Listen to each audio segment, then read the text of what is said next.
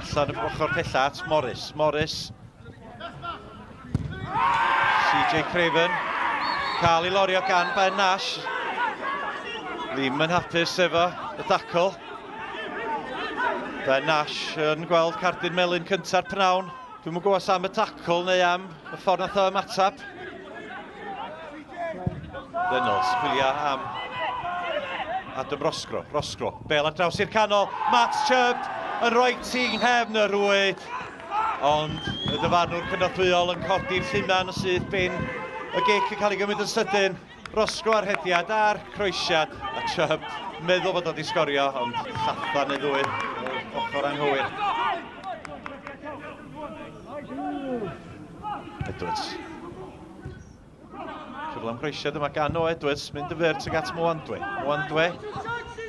Ceisio creu'r cyfle iddo fo hun ac yn gwneud hynna gwaith da gan Ffwmpa Mwandwe.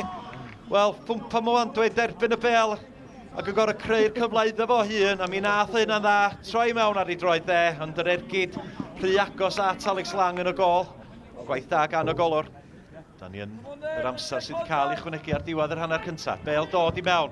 Oddi ar Ben Cai Edwards. Oddi ar y postyn ac i mewn i ddwylo Alex Lang. O reit ar ddiwedd yr hanner. Dyna'r agosad da ni wedi dwad hyd yma. Ond mae'n parhau'n di sgôr yma.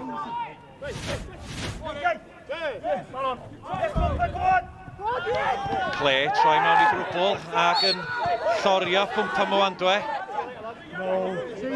Ac o fewn munud o'r ail hanner mae Jack Clay yn gweld cardyn melyn ac hefyd yn gweld cardyn coch. Cychwyn gweitha i Jack Clay yn yr ail hanner. Hughes mewn i'r canol. Mwandwe ar ergyd, ond y dyfarnwr eisoes wedi chwthu'r chwiban. Dwi'n nama fod Jack Clay heb adael y maes, a dwi'n meddwl na dyna oedd y reswm pam Jack Clay newydd erbyn cardyn coch a ddim wedi mynd oddi ar y cae. Wedyn Mr Livesey ddim yn caniatáu'r gol. Mewn mae'n dod gan Hughes.